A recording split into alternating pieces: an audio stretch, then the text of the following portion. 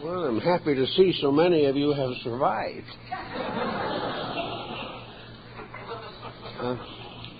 We have an interesting subject this morning that comes down to the daily living of the things we believe. I've often heard people give very eloquent discussions on principles and ideals, but many of them are still in trouble themselves. They are unable to escape from habit patterns and from the traditional backgrounds from which we have all come in one way or another. I suppose that the present generation is one of the most complicated in the history of humanity. Not only is it complicated because of the rapid advancements in various fields of scientific progress, but it is complicated by a general revolution against tradition. Most people are blaming tradition for the conditions that they are in today. They feel that in some way we were prevented from growing in the very early years of our culture. Actually, however, most of the traditions which have survived have some foundation in facts. And facts do not change easily or readily or quickly.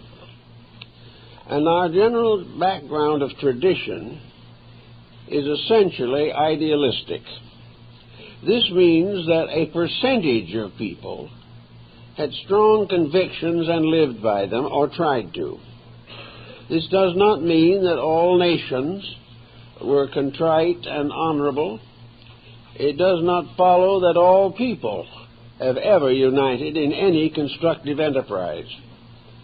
But there was an undercurrent, a foundation of integrities, which this foundation is, at this time especially, unpleasant to contemplate. We do not want to reestablish the foundations of survival. We do not believe any longer in the golden rule. We talk about it, we write about it, but when it comes in conflict with personal interests, we forget the traditional integrity that is at the basis of our civilization. Nearly every great teacher of the past has brought us a traditional integrity. They have all done their best to call to our attention the realities of values. In most instances, some listened to them. In many cases, they were persecuted and martyred. But out of it all came a lingering stream of ideals that simply refused to die. And these ideals were the integrities upon which modern life has been built. But integrities often interfere with selfishness. They interfere with being exactly as free as we want to be. We were willing to fight and struggle desperately to get physical freedom, and most persons have achieved a considerable degree of it. But this personal freedom has not been brought under the censorship of integrities. We feel that we can do anything we want to, but we do not curb, integrate, or educate the desire structure within ourselves. So today, we are confronted by a complicated situation that is disturbing and frightening millions of human beings. According to some late statistics which we have received, the world this year has increased its population by 82 million. Looking forward into the future at a situation of this kind is very disturbing, because every year where populations increase, sacrifices must be made in order to maintain this increased population. Each individual has to work a little harder, gain a little less, give a little more, and be more patient than he ever was before.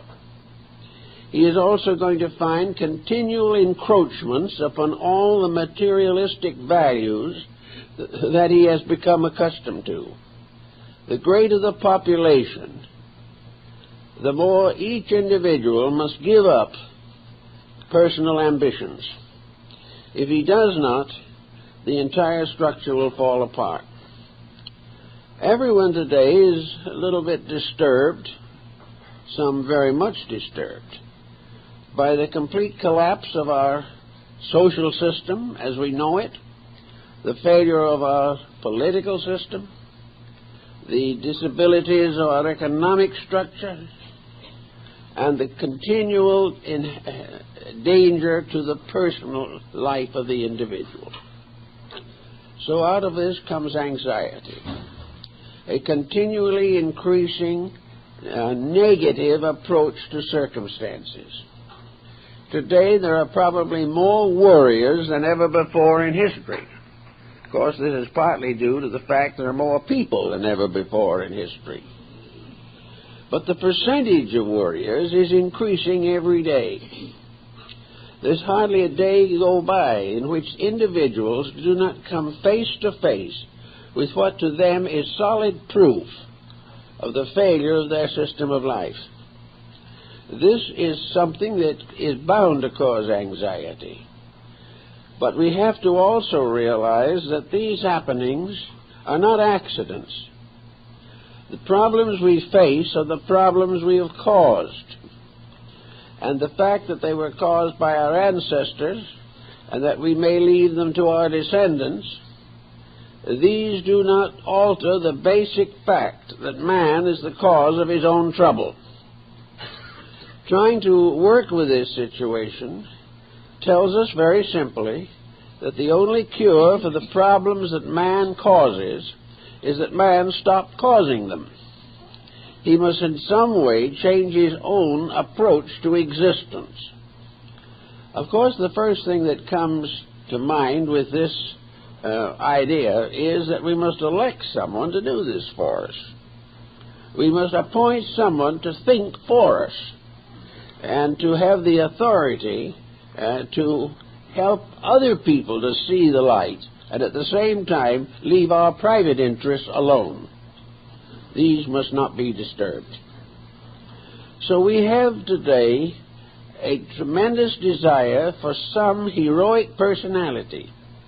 We would like to see the skies open and the Holy Trinity take flesh. As this is highly unlikely, we have still other problems and ways of approaching this situation.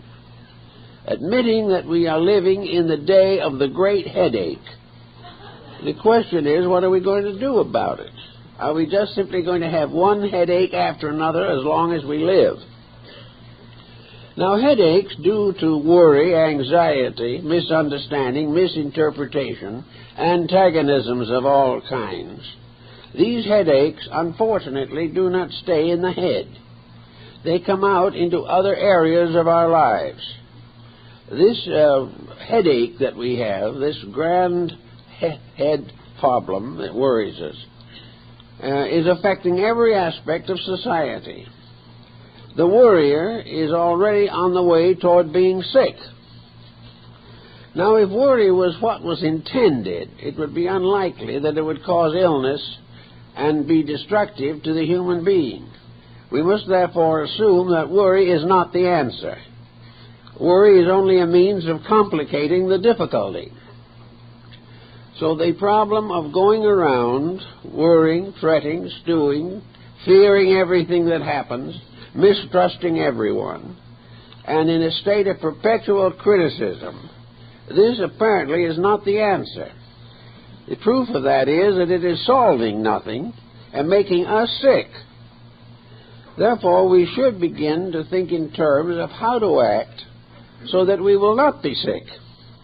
The solution to the problem lies not only in our fears and anxieties, but in the solution of the causes of these fears and anxieties. It is useless to assume that the rest of humanity will agree with us on any subject. In fact, it is hardly worthwhile trying to convert other people, For just as surely as we are trying to convert them, they are determined to convert us. So it just goes on and on and on. The only way we can stop worrying, stop fearing, stop hating, is to put a discipline upon ourselves. We cannot prevent the world from worrying, but we can become detached from the worrying set. We can become self-sufficient to our own needs. This does not mean selfishness. It does not mean that we are not mindful of the problems of other people. It does not mean that we will not do everything possible to assist others in the solution of their problems. But it means that before we help other people, we must find an answer that will work for ourselves. There is really no use in simply sharing the worries. There is no use in trying to find new worries in everything that happens in life. Now, man has been given a faculty that is probably unique in the world of nature. He has memory, a magnificent equipment that enables him to build his own solutions by remembrances of his own life. History is collective memory. Biography is individual memory.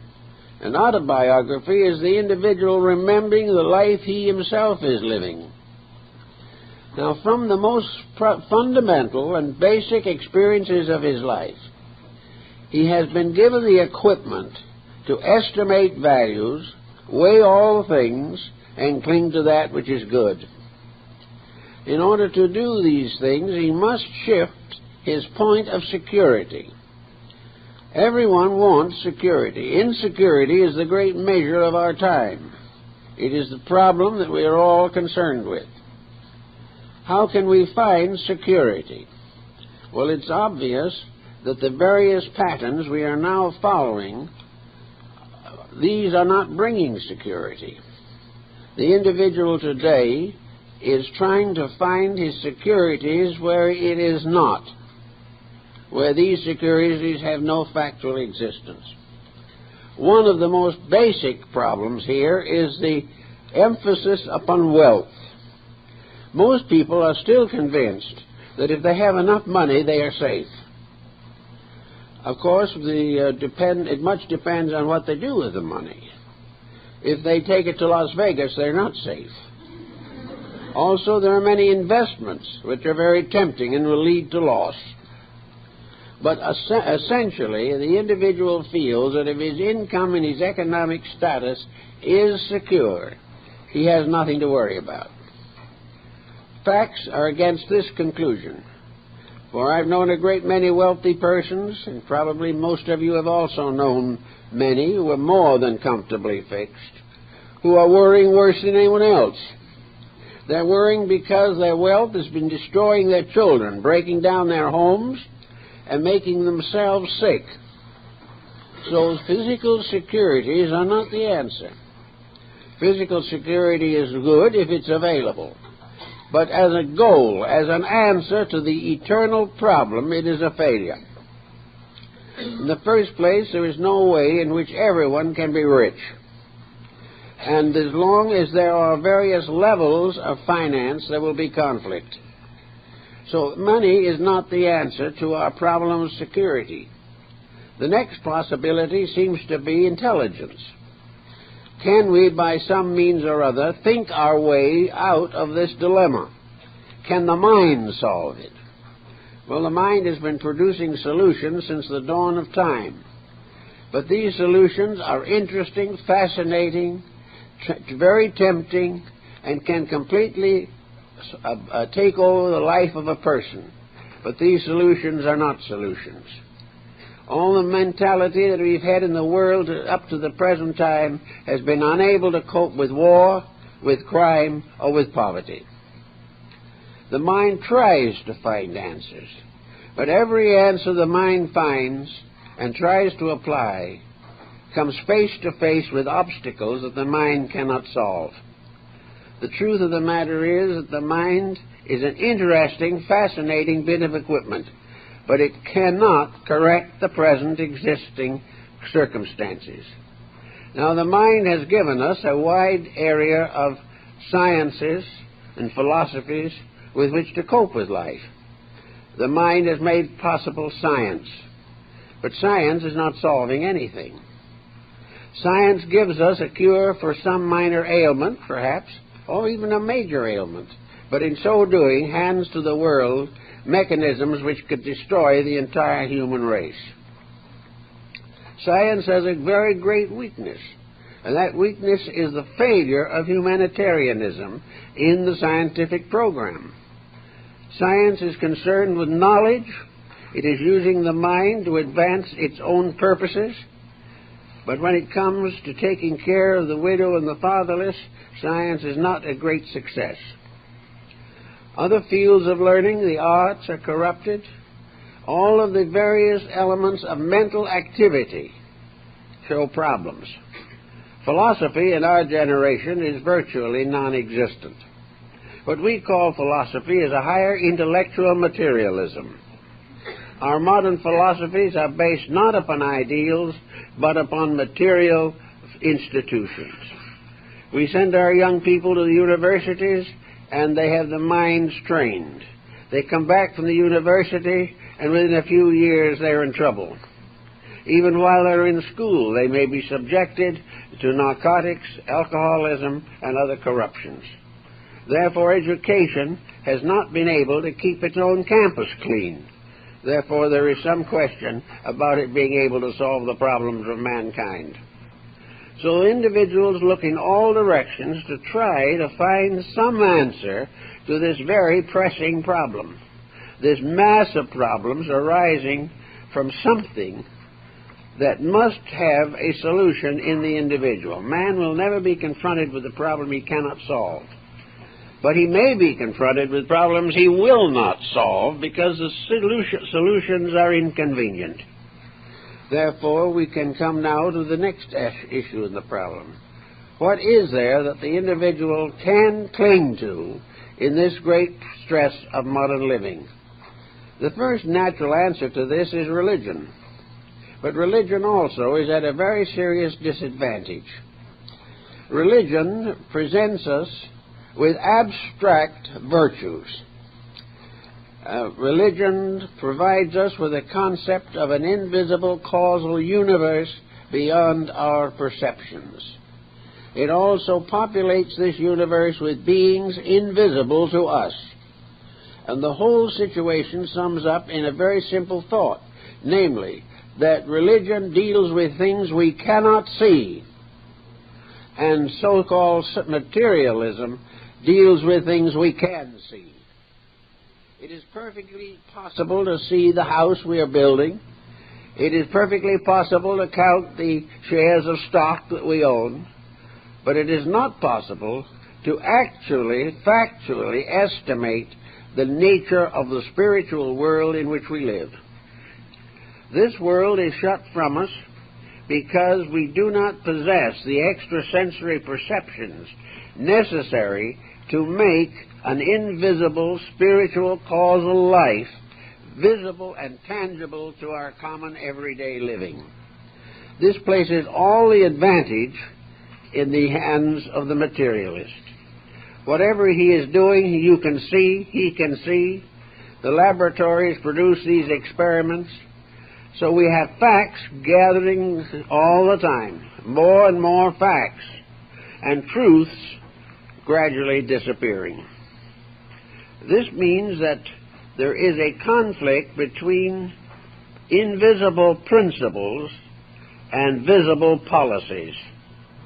And as long as this conflict exists, the individual is inevitably over-influenced by the material policies, because he can see them, because they are working in his life, because they are directly the causes of his worries. They become the great entanglement, whereas the solution in principles and ideals, this solution remains elusive, intangible, and is greatly overlooked because it does not immediately prove itself to our physical perceptions. So with this situation constantly undermining our faith, it is very easy to become more and more addicted to worry and less supported by principles which we cannot actually see. The result, of course, has been the gradual rise of a vast materialistic culture. In ancient times, man, looking for an answer to things, found no answer in the society around him. There was no safety in his own cave, nor was there safety in his relations with those in the caves around him.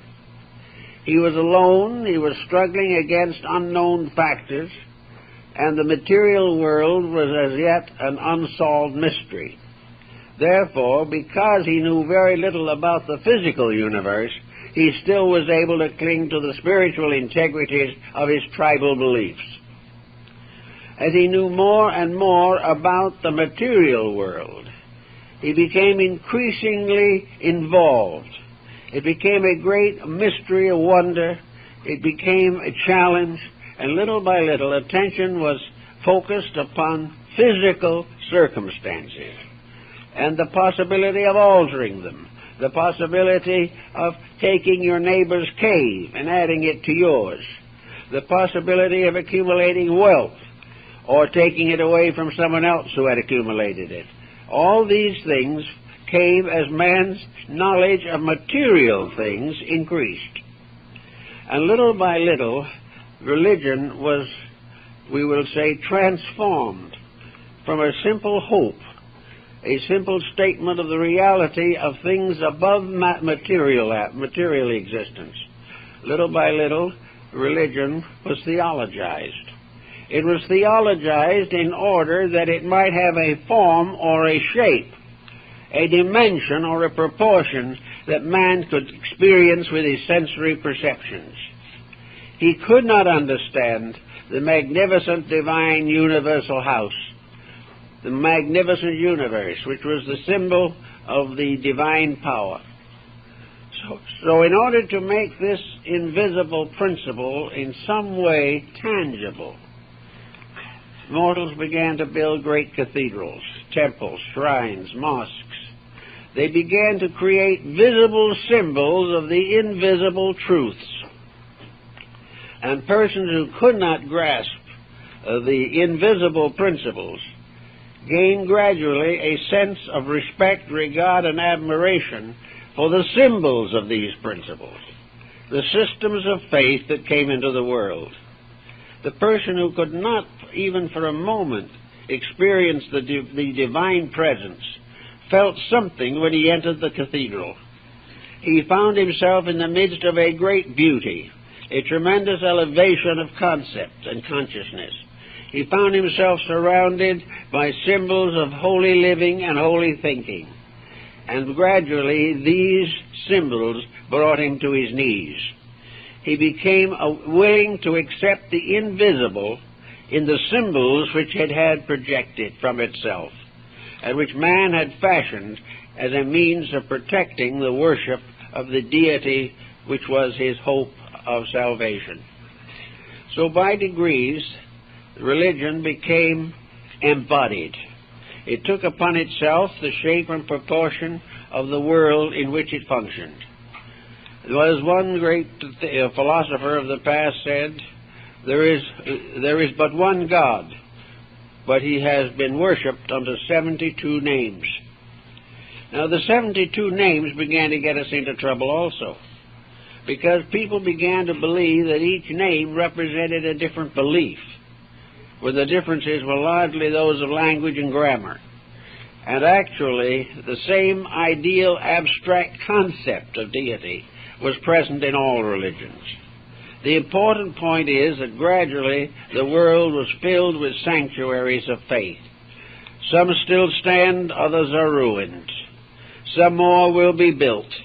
On and on, a certain type of human being will gain the strength of worship by beholding the houses of his deities, beholding the works of other pious people as these works are exemplified in the stained glass windows and the mighty arches and spans of cathedrals, churches, and temples. So we have the interesting phenomenon of man trying to make invisible things visible and achieving to a degree. But this degree soon got him into another difficulty.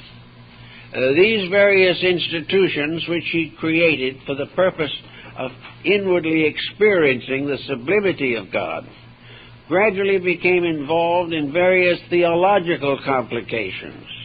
And these complications attempted to standardize men's beliefs, to force them to accept certain doctrines or policies regardless of their own internal attitudes or concepts. Gradually, therefore, religion was transformed into theology, and the priests of antiquity became the theologians of later time. These were individuals who were very largely dogmatic. They served dogmatic beliefs. They served certain attitudes. They held certain convictions as inevitable and absolute. And gradually this descended to the time of the Universal Reformation, so to say, the religious rebellion which brought an end to the medieval world. After the Reformation, religions in Christendom began to break up. More and more individual theologies came into existence. Sect after sect rose, each with its own peculiar concepts and beliefs. And these sects ever since have been locked, to a great degree at least, in an intense competitiveness, an infinite belief that they are right and that therefore others must bend to them. Well, this goes on until another something came along, and that was what we call the Age of Enlightenment, the Age of Humanism. It was then gradually obvious that the public was resenting the dogmatics of theology and was therefore striving to liberate itself from the arbitrary doctrines which were supported only by theological institutions. These doctrines gradually came into conflict with human interests and attitudes.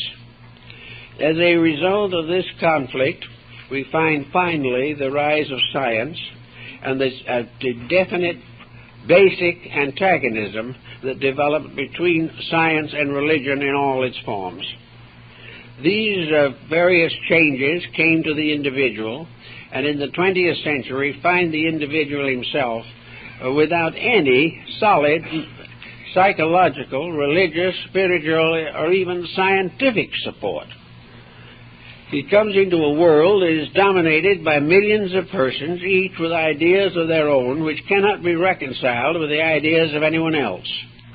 Therefore, instead of having a solid unity upon which to build something, each individual is under the pressure of a common dissimilarity. Everyone is trying to do his thing in his own way, and very often at the expense of other people trying to do their thing. So here we are now in the closing years of the 20th century, and we are here with practically no solid foundation under anything. We are searching for various integrities, and it has been obvious for a long time that science is not going to solve the problem of man's salvation. If it is able to extend the length of life, as it may hope to do, it is only going to give the individual more years in which to be miserable, because it is not giving him any good reason for the life he has. It is not making his life here useful, happy, pleasant, and constructive. It goes on helping him to physically survive, but it does nothing to make his survival important or to make his survival useful to anyone. The idea that he is going to be remembered by his descendants is a vanity in itself, just as certainly as we do not, at this time at least, have any particular regard for our own ancestors. It is all a problem of floating on the surface of an unsolved mystery. And in this condition, many persons just simply give up. They thus see no longer any reason for anything. Yet within themselves they have the faculties necessary to discover the reasons for almost everything.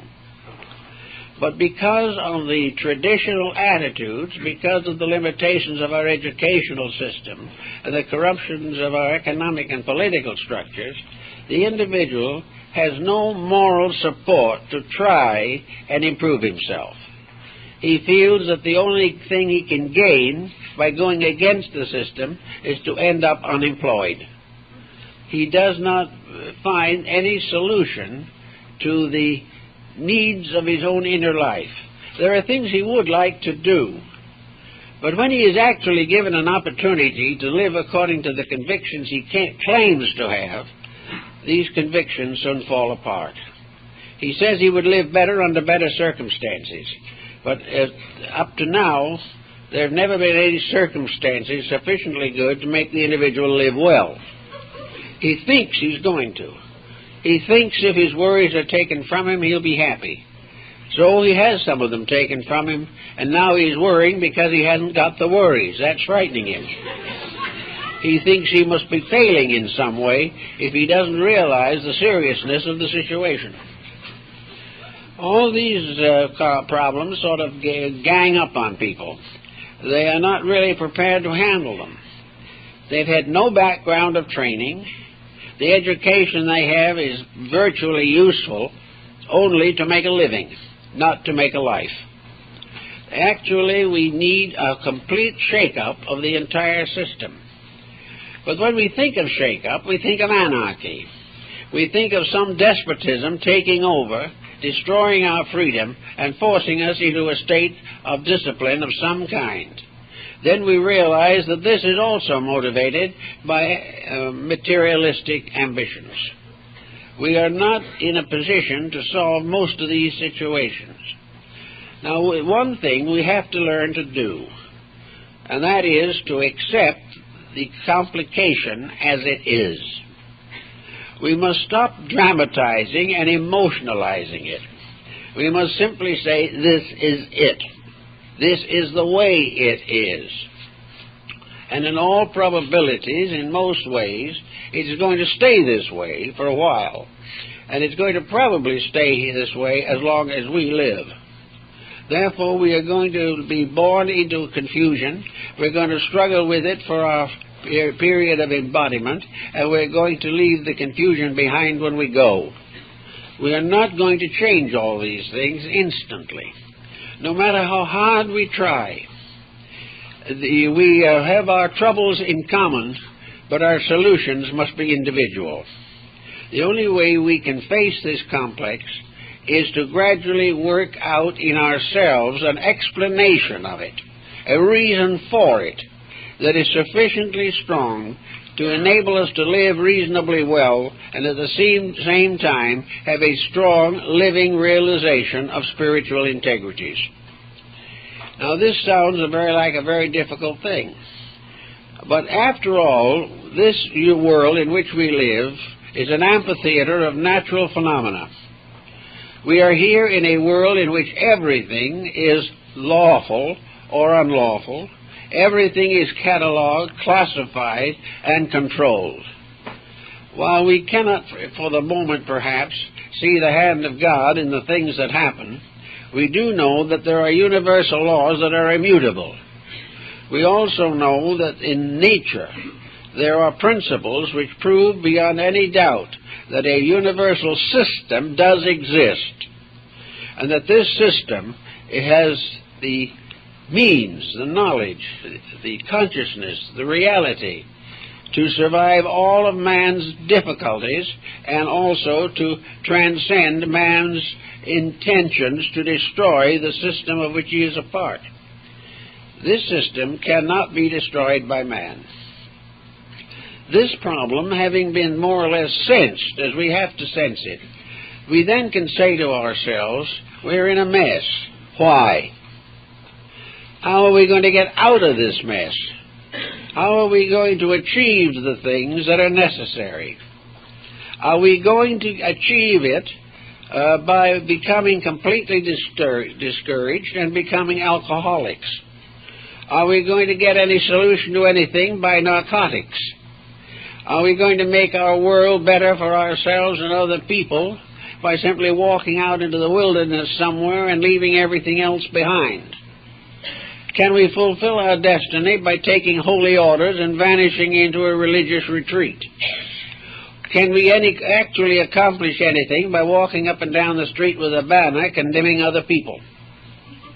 We have all these attitudes, but none of them actually does anything to solve the problems of our lives.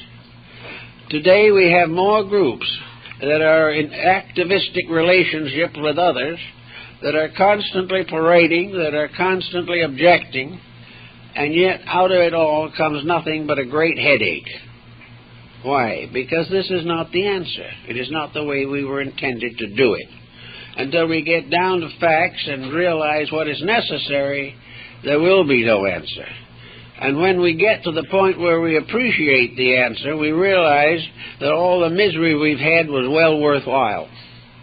That it was the only way that nature could educate a wayward creation. That it's the only way that nature can bring back the prodigal children that it fashioned into realization of its wisdom and its love, is to allow these children to get into problems they cannot endure any longer, and to discover for once and for all that they cannot solve problems that are greater than themselves. If this begins to sort of trickle into our consciousness, then we begin to have the foundation, not a final solution, but a foundation that will enable us to live the days of our years in a comparative state of acceptance. Not an acceptance of the way things are now, but an acceptance of the necessity that mankind must pass through certain experiences to outgrow his own ignorance. The individual, therefore, can reach a point in which he can live from day to day, observing, reflecting, thinking, feeling, studying, doing everything he possibly can to understand the reason for the situations as they are now. And if he becomes more and more concerned in finding reasons, he will gradually rescue his mental and emotional complex from futility, from the belief that everything is wrong, that there's no solution to anything, and that he was born simply to suffer and die. He does not have to have these negative thoughts. What he has to do, instead of giving up in despair, is accepting the challenge of personal change. He must make certain adjustments in himself.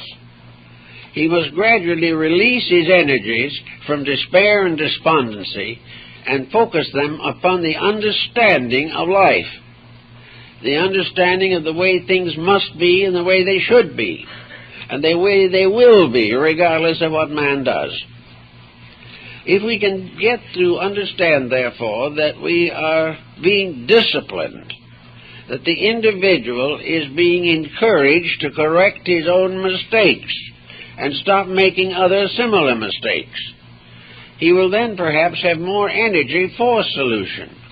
There's a lot of work to be done in this world. There is a great need of united effort, but nearly always despondency, neurosis, pessimism, all of these negative attitudes impoverish the resources of the person himself. When he finally centers his mind upon futility, he will find it everywhere. He will become more and more futile in everything that he does. He will become discouraged. He will believe firmly that this world is of no value, and if he gets despondent enough, he may even contemplate suicide. But with all this contemplation and all this negation, nothing has been accomplished except the disintegration of a personal existence. Taking this point as a basis, then, of something to do that is a different point of activity, the individual should begin to try to observe the working of universal law in the various occurrences of his life. He must begin to see reasons for things which he now regards as merely miseries.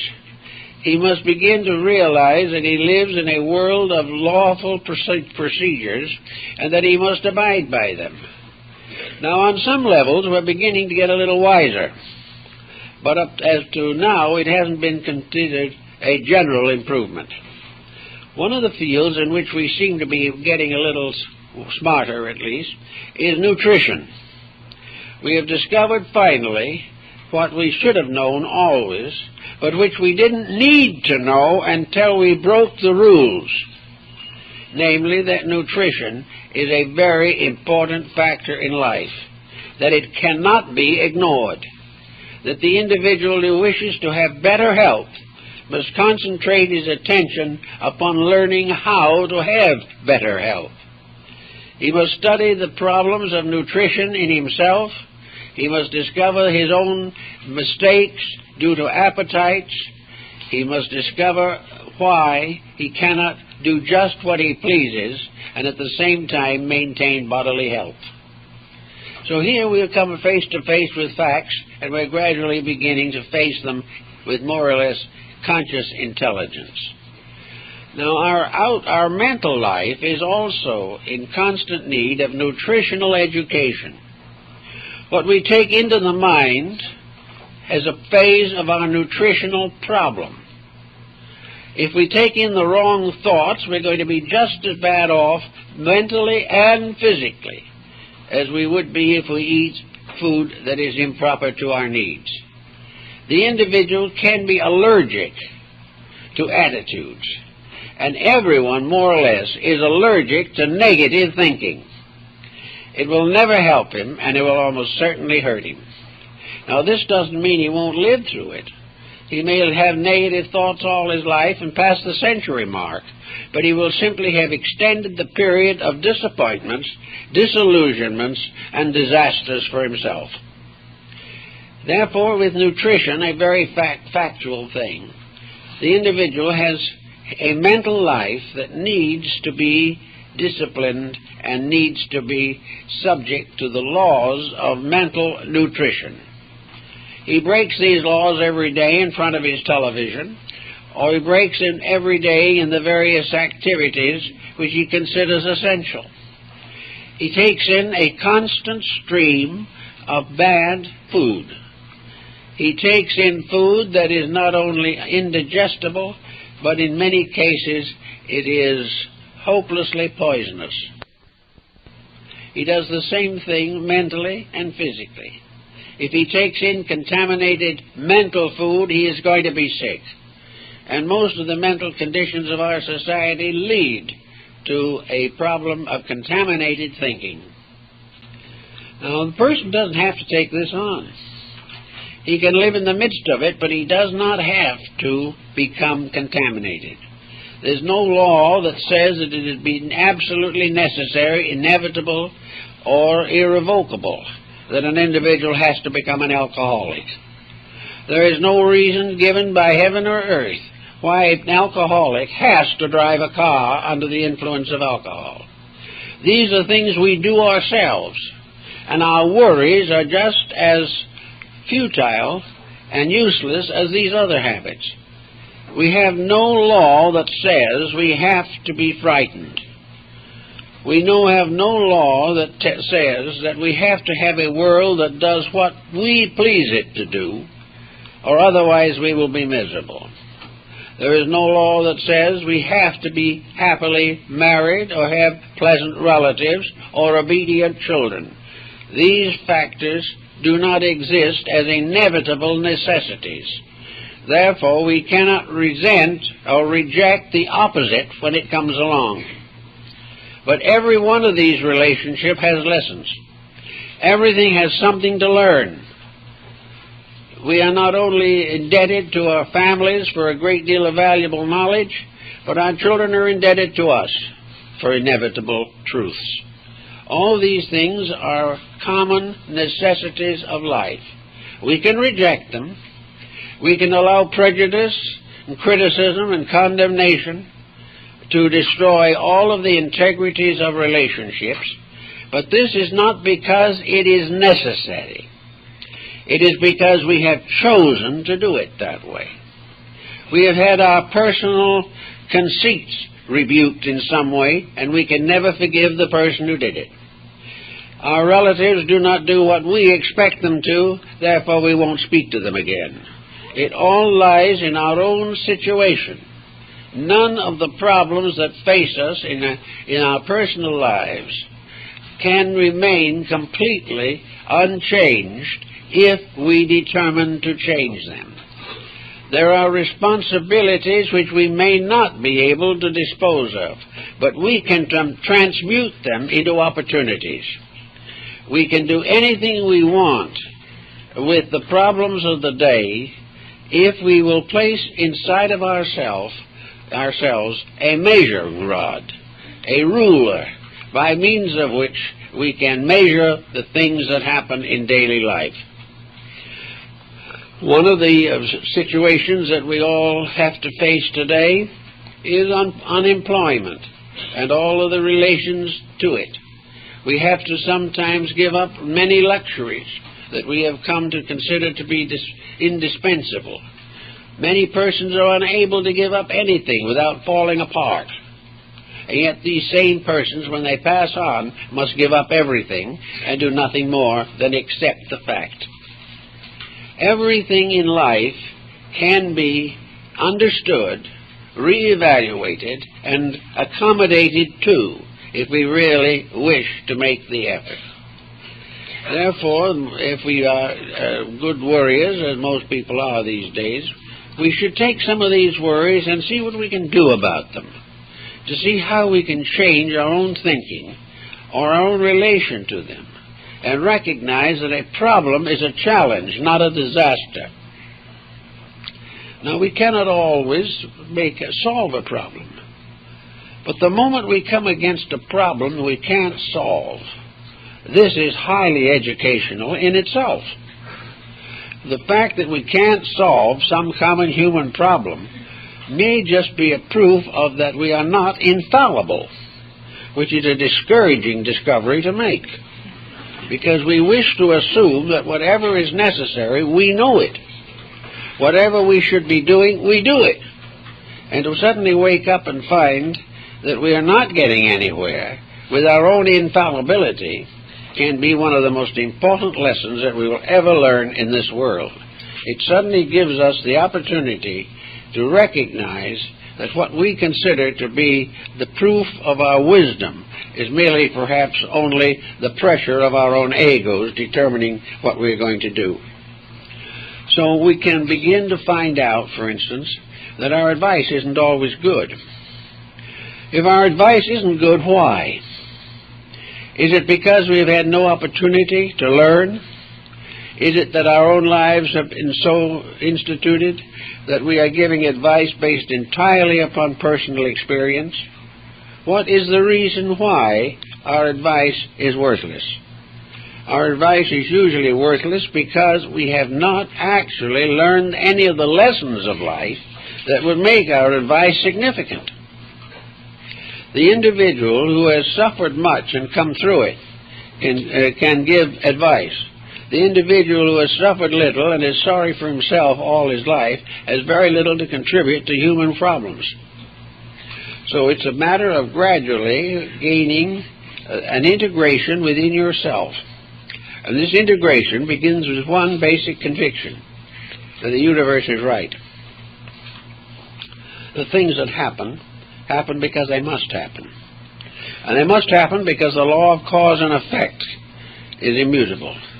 And yet this law never was and never will be a tyrant. The law is not something that is punishing you unjustly or taking away from you things you deserve.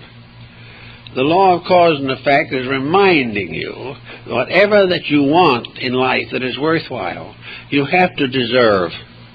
You have to earn happiness. You have to earn security, not in the terms of a business venture, but in terms of internal acceptance of value. We all come into this world with nothing. We even have a body that for a long time isn't much help to us. We live a while, 80 years perhaps if we're lucky, and then we leave this world. And we leave it with nothing at all, except what we have developed within our own consciousness. If there's anything that survives, it's the soul and the inner life enriched by good works and by understanding and insight. Other things are useless. If we die of a broken heart because we can't take physical wealth with us, we are really in a very impoverished condition. And if we leave great wealth to our descendants, we are likely to be doing them a great harm. So nature, in its own quiet way, can give us the securities we need. Let's look around ourselves for a while, and in other people, try to see the consequences of attitudes. Try to see who among the people we know is perhaps the most happy. If we know one individual or 2 or 3 individuals who, out of a good lifetime of years and experience, are still strong in faith, who still are able to rise above the emergencies of living, when later years face the future with peace and calm of spirit. What have these people that we do not have? And we'll generally find out that it is a disposition that is based upon constructive reactions to circumstances. These people are not the ones who never suffered, but these are the persons to whom suffering was a maturing power, not a rotting one. We will also find that most of the people who are happy in this world are satisfied with little, cherish the things that they do enjoy with great quietude, with patience, with understanding, with gratitude. These people are grateful for small mercies. We are ungrateful with great blessings. Therefore, our lives are not as theirs are as the years go on. We can find in this world a great many persons whose conditions are no better than our own, but whose attitudes are remarkably better. And this gives us the realization that ours can be bettered also. We are not born pessimists. We have to train ourselves to be a pessimist. We have to gradually eliminate from our lives everything that is good. And we almost always have to blame someone else for the tragedy, because very few people want to accept the fact that they are wrecking their own lives. So out of a little thoughtfulness comes the possibility of the person gaining a stability in this period of stress, which is a thing we are all much concerned with. And we will find ultimately that no change in our outward circumstances will produce this stability. We can move into a smaller house, it may help. We can move into a larger one, which will gratify certain ambitions and bring with it more responsibilities than we can carry. We can do all kinds of physical things, trying to find that peace that the world is seeking. But it will still be elusive, because everything that is physical is transitory, and the only thing that is not transitory in man is his own soul. And this is the thing which he must educate, he must release into manifestation, and he must serve with fullness of heart and mind. So if you finally decide to do something about it, begin the cultivation of constructive living and thinking. Let the mind be concerned with something that is not worldly. Now, many things have come along that people have found to be very helpful in the steadying of their emotional lives.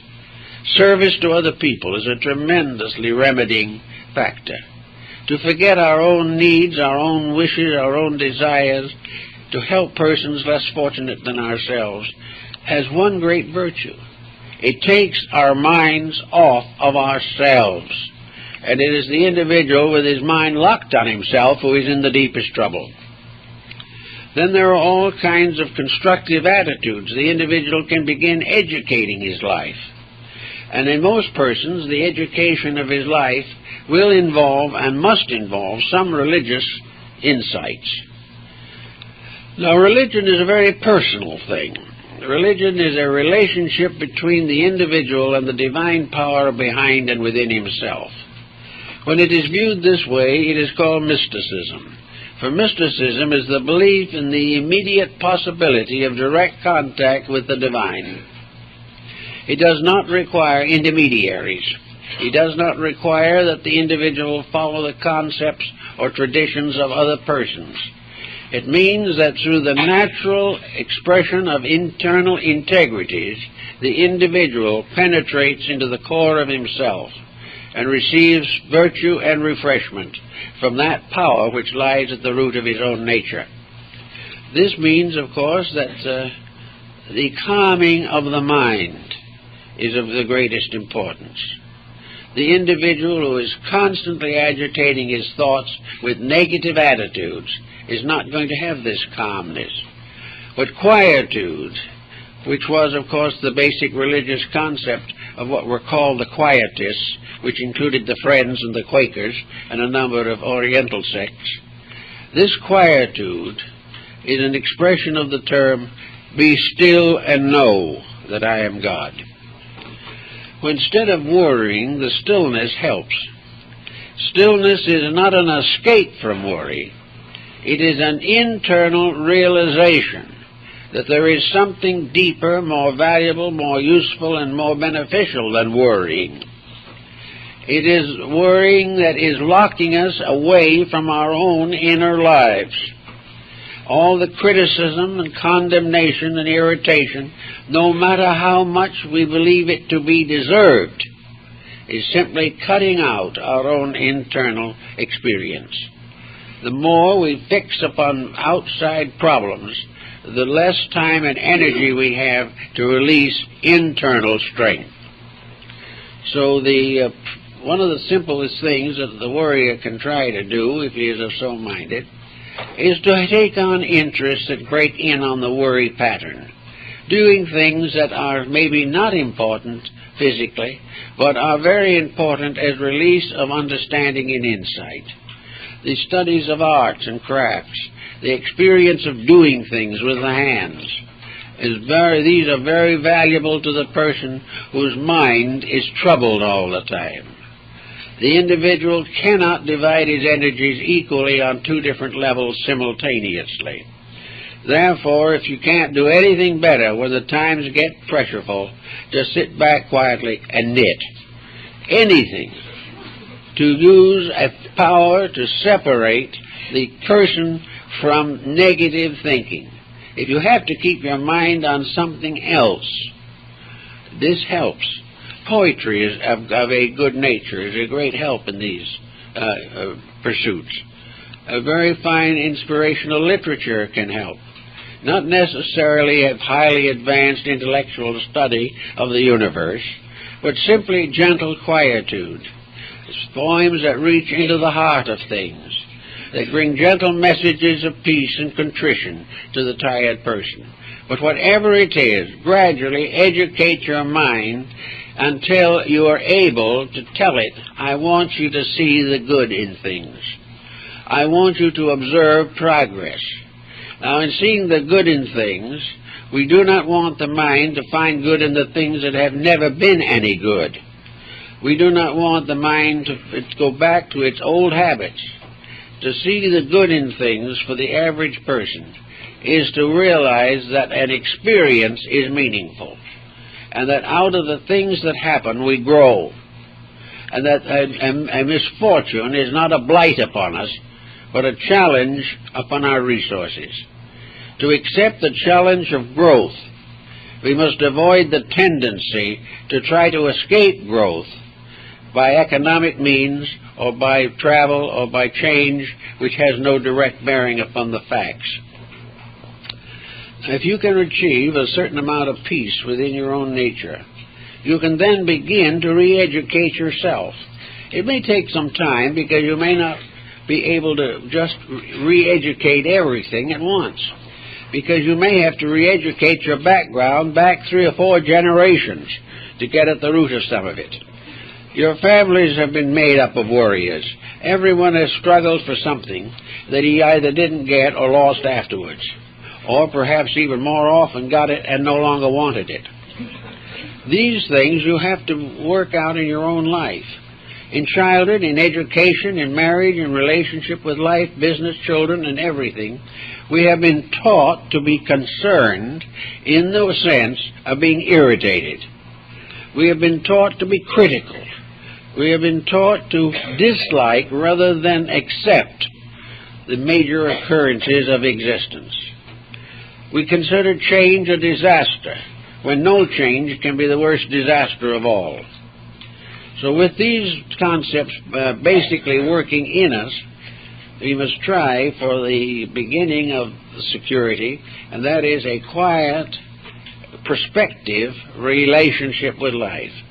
When something happens that for the last 50 years has caused us to be angry, the best thing to do is to take a deep breath, relax, and keep quiet.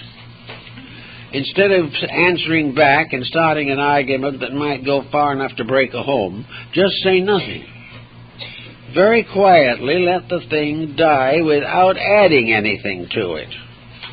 Try never to put salt into an open wound. Never try to argue faster or better than somebody else. That is how wars are made. Of people out-arguing each other, nations out-arguing each other, each one certain that its ideas are the best and that the other one is wrong.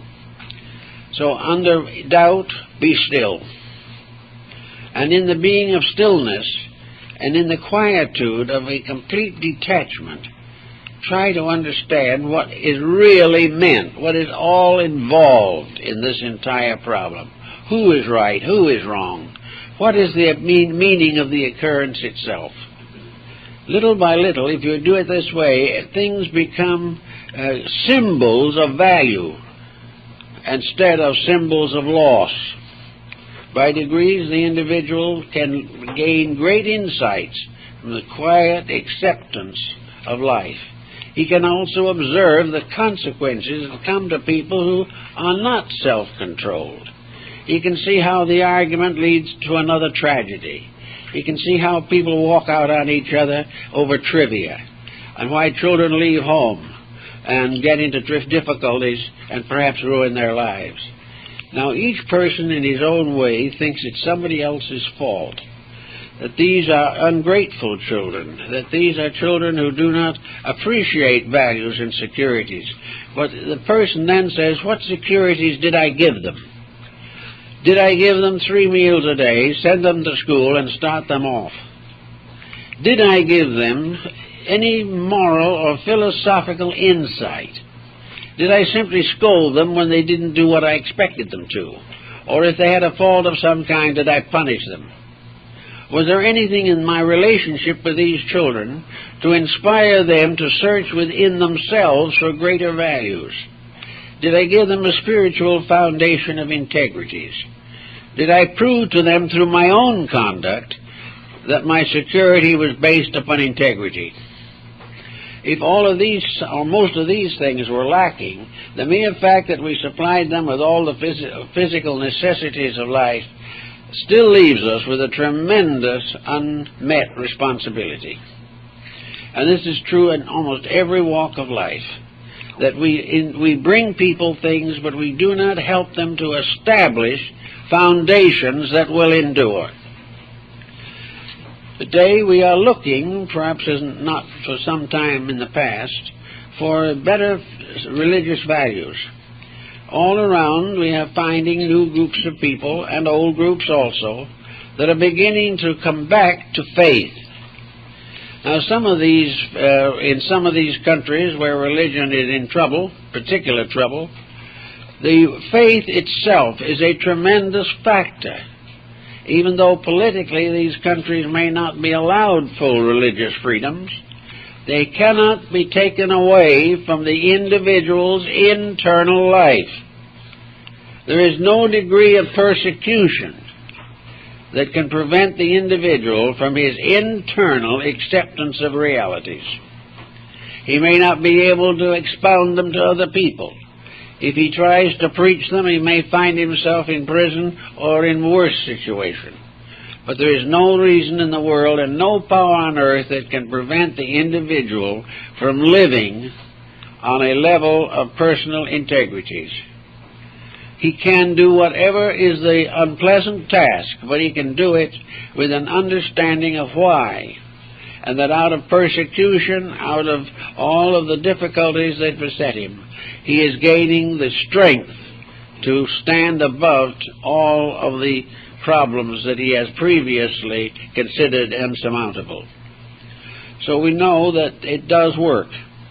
Another thing that is very important in this problem is to maintain some type of regular religious relationship with life.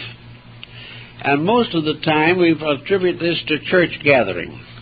We think that the individual should join a church, should attend services, and perhaps send children to the Sunday school. But this is, again, a physical solution to a mystical problem.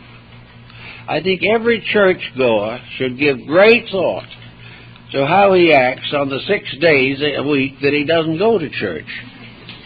This is the problem. Is he able to gradually maintain a higher level of religious integrity in his daily happenings? Is he able to live every day of his life some principle that he has learned from his religion?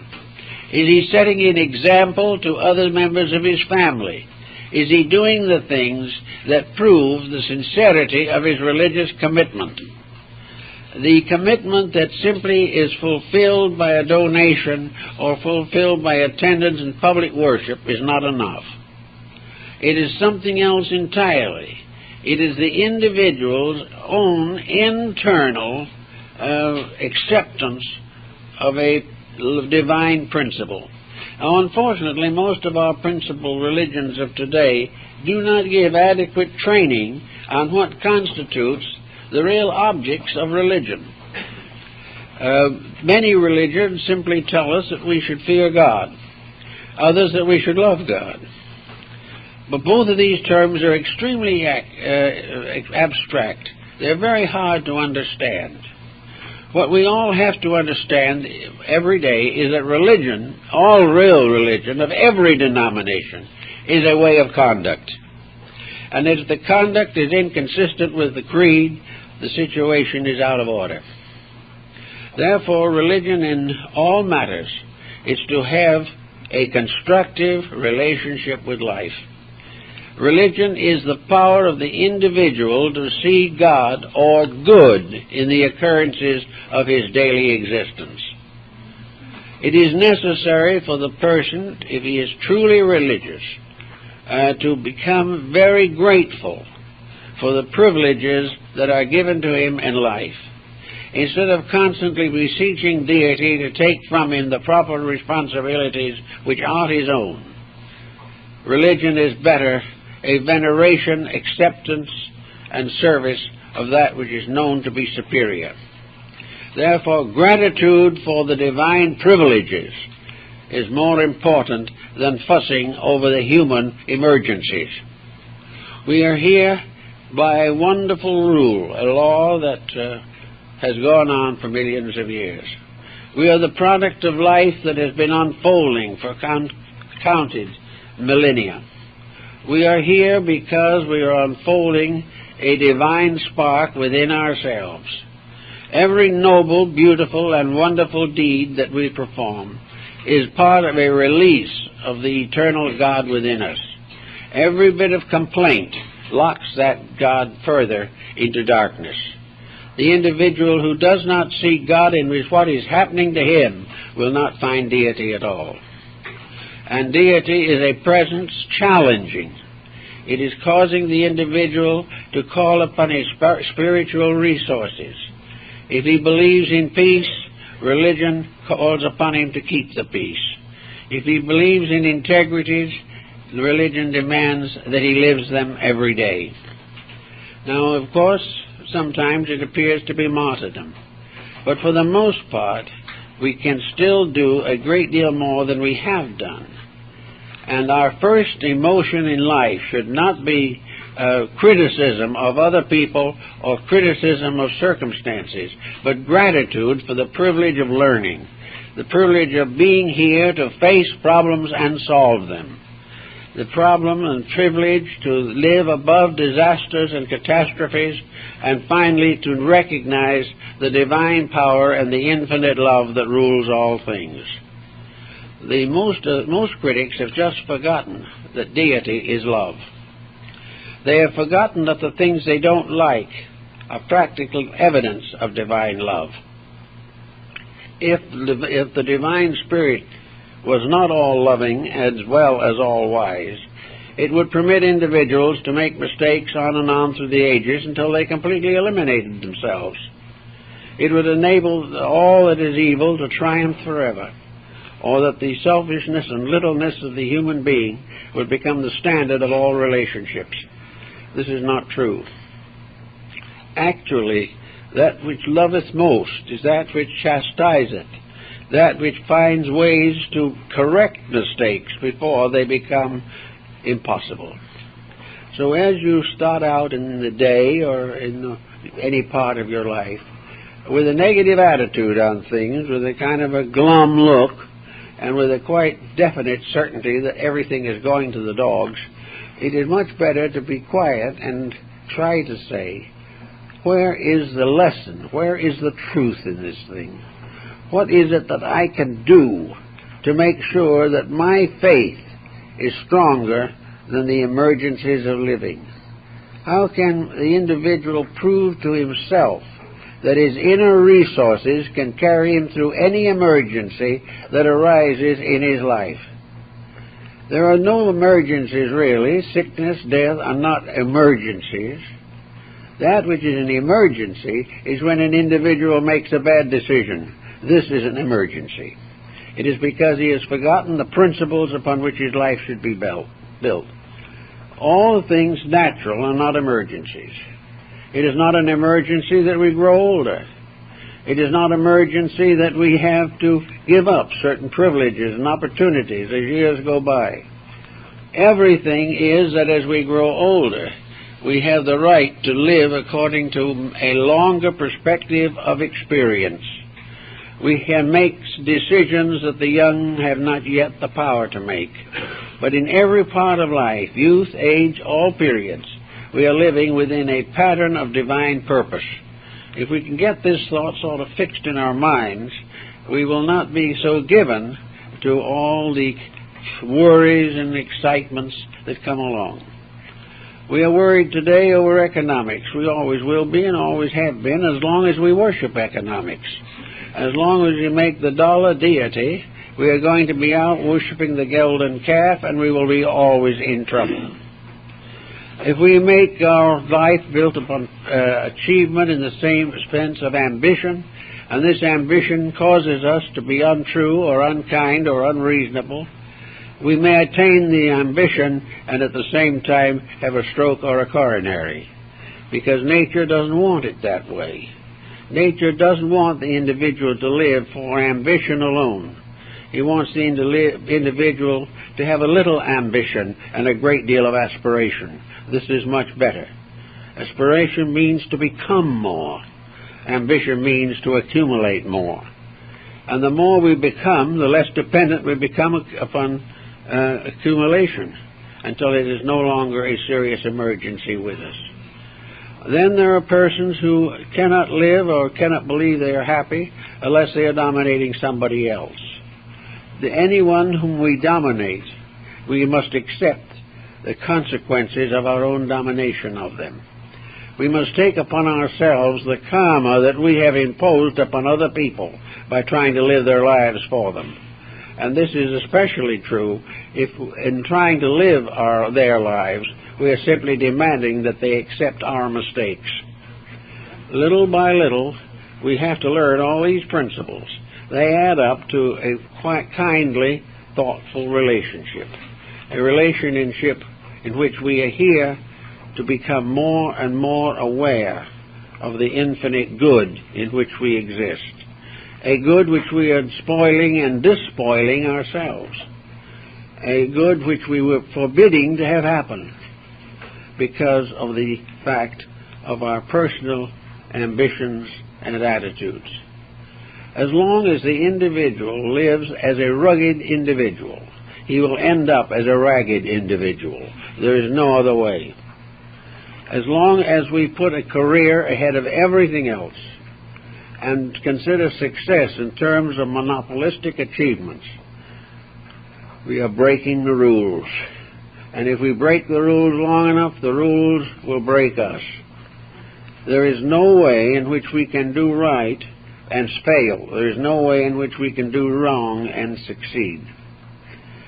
In this emergency of the 20th century, ultimately the thing that is going to happen, has to happen, is that the Tower of Babel that we ourselves have built is going to fall down.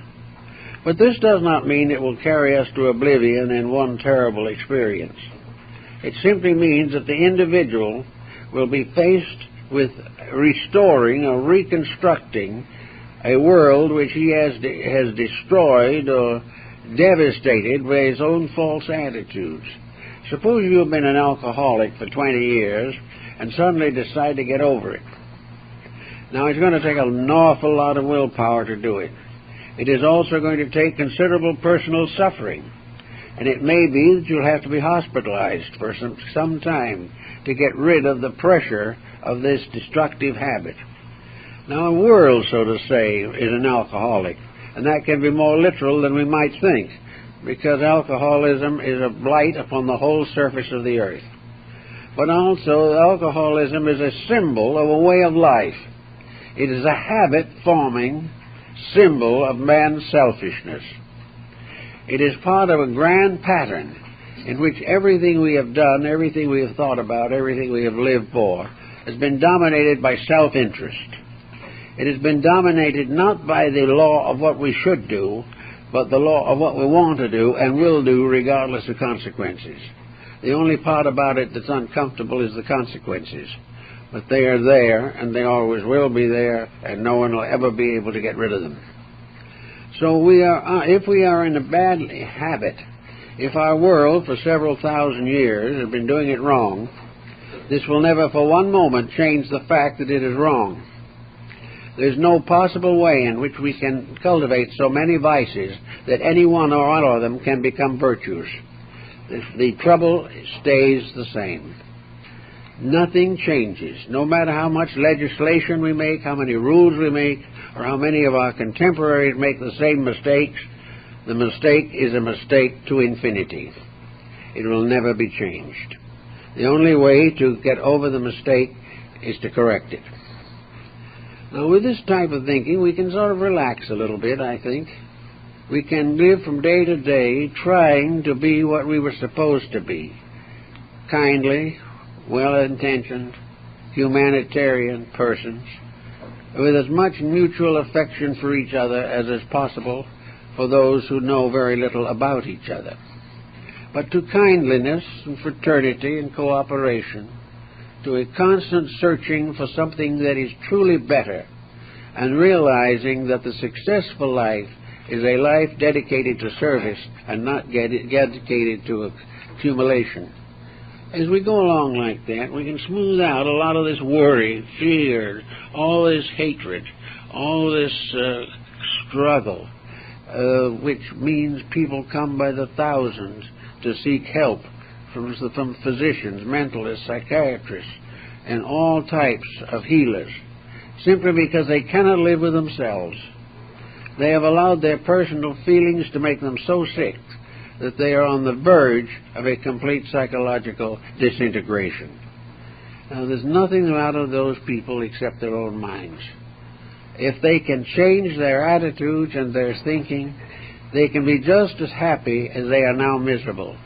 They can be much wiser also, because they will discover that the causes of misery are their own mistakes. They stop making the mistakes, they will be happy. Not happy maybe in the sense of riotous living, not happy in the sense of going out and expending fortunes on luxuries, but happy in a quiet, peaceful relationship with self. A happiness which is the happiness of the normal person, regardless of his economic estate. a happiness that comes from good work, from being busy, from doing our share of the world's labor, for doing honest measure for whatever we are remunerated, and doing everything as nearly as we can, as we would like to believe that God wants it done.